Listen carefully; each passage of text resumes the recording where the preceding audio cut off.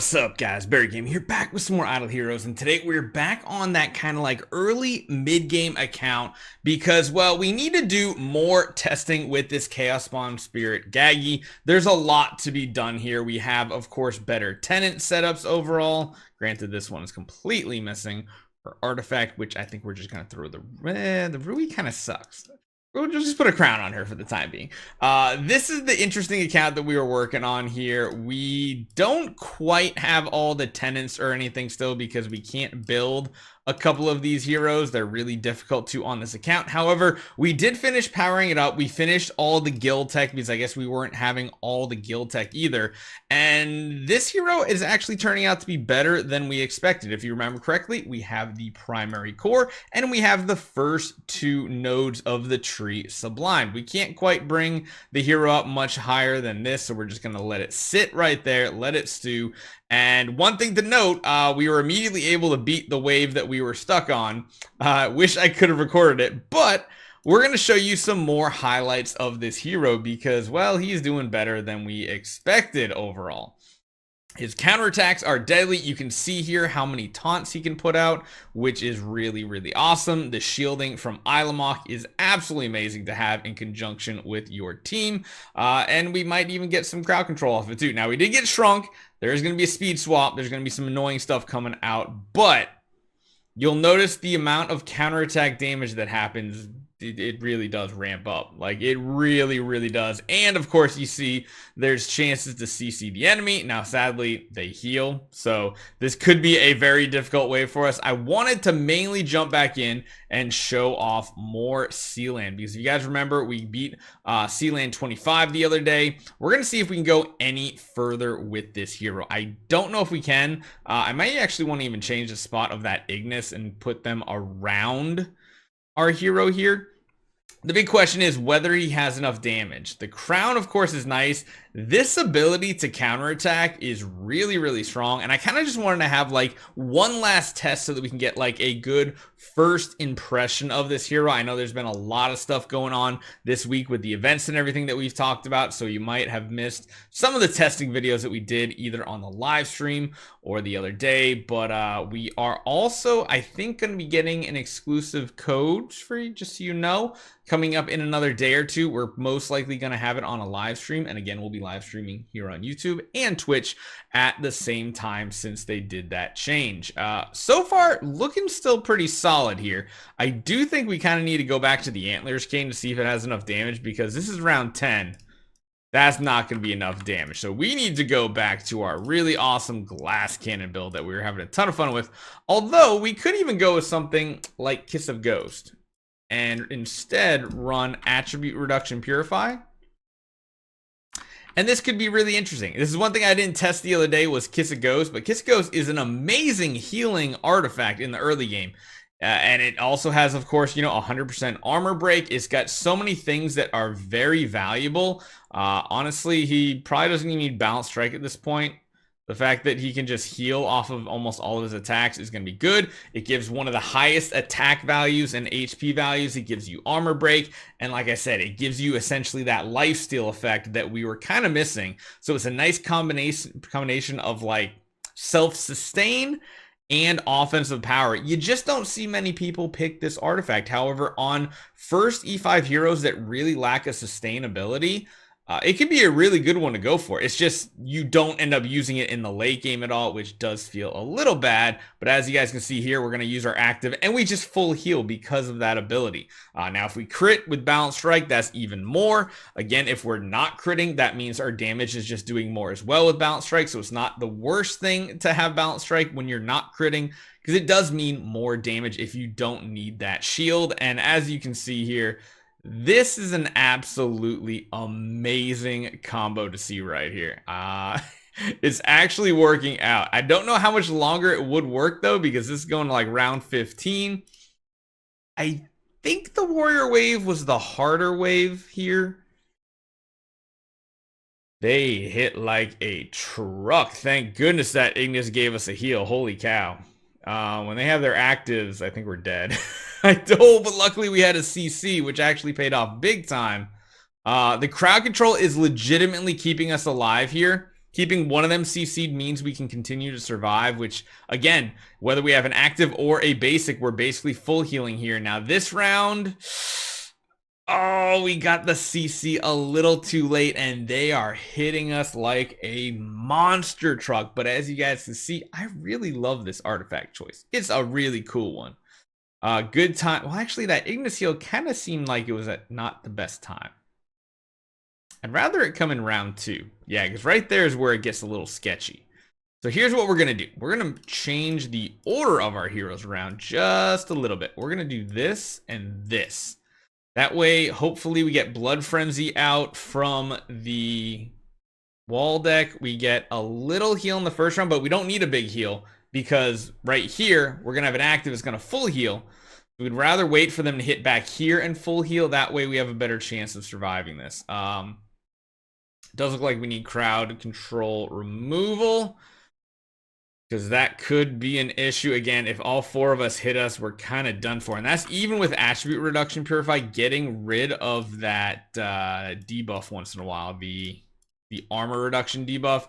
It's just we have to CC them in this scenario, it feels like. If we don't CC one of them every single round, we're just kind of done for. So we need to get RNG on our side, because as you guys know, the judgment that he puts out is random. So right there, you can see we got 2 of them out. We got another freeze out right here. And who it freezes is completely random. But you can see here, we got another freeze out. Thank goodness. We need multiples of them out at a time. This round, oh no, it didn't tick down, which means we might die. So you can see how really weird this is. Like, you can get this done.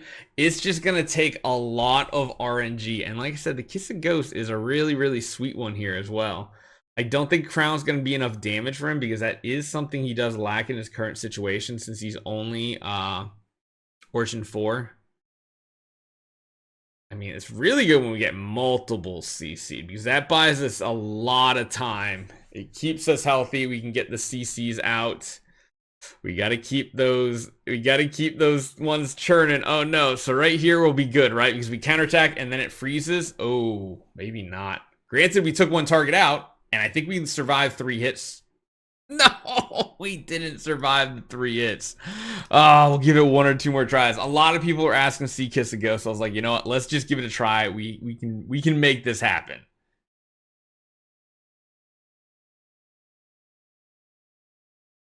Okay, there we go. We got double freeze, which is really good because that keeps the Ignis alive yet another round, which I like. Right here, they're going to freeze again. Ignis just feeding more energy and more healing, which is awesome. When this guy hits, it'll freeze someone. Oh my goodness, he got rocked. That is insane. Okay, you know what? I think I'm kind of just setting this up wrong. In all honesty, I think there's something that I need to do here. I need to make a change. Now, this one's going to go really bad because we didn't get a freeze out immediately. Luckily, oh, I mean, I guess that kind of helps here.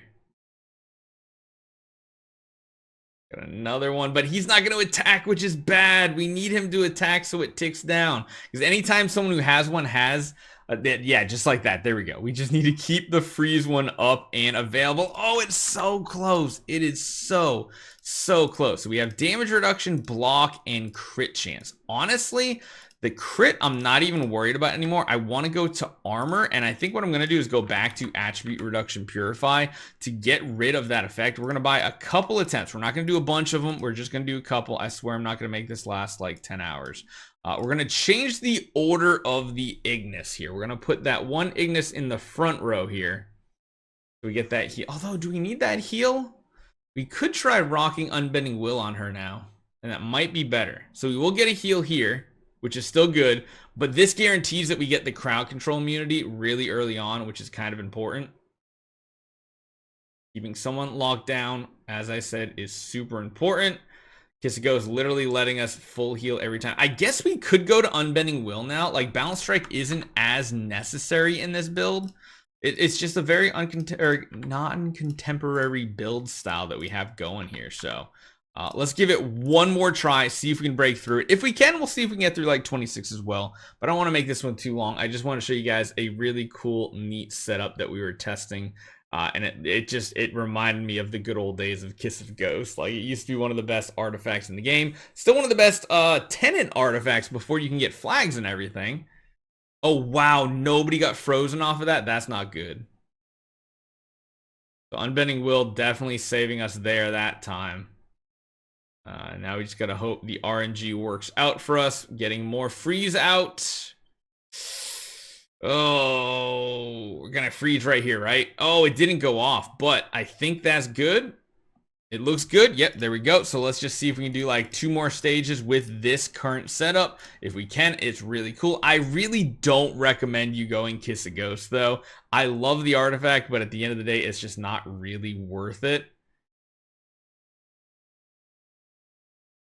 Oh, wow, they all broke out of that freeze. Granted, the warriors are the ones that hit hard. The mages or priests or whatever they are in the back row, not as big of a deal.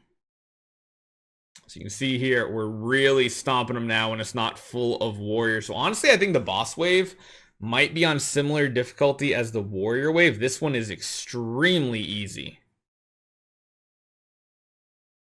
Counterattacks just doing so much damage. I love it. I could imagine having him with a Scarlet Queen Halora would be very good for Sealand progression, to be honest. You can just build both of them super tanky, absorb some hits with a bunch of Ignis, and you're good to go. One more battle. Let's see how this goes. We might make minor tweaks. He got stunned immediately, which is it's kind of sucky, but it is what it is. Oh, yeah, he just stays stunned now, too. So this is the downside here.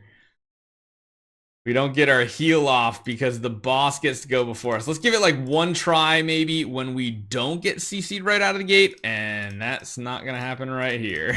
We might need to run this a little different. Nope, there we go. Perfect.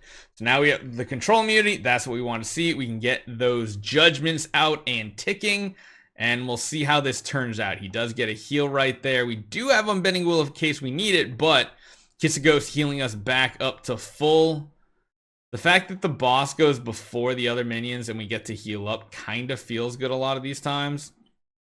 Oh, geez, don't die, no! So it's probably possible, but I just wanted to show off and highlight the ability of Kiss a Ghost on a hero like this that could really use the self-sustain. So let me know what you guys think. I kind of like this hero. We'll have to see how he fits in different teams. I think endgame PvP meta, he might be absolutely amazing paired with G-Ster and other dot damagers like Star Alchemist Holmes Young, Sun Devour Eos, all those. A whole dot PvP team could absolutely wreck it, and he fits right in with more burn damage. So hopefully you guys enjoy this one. I'll see you guys next time.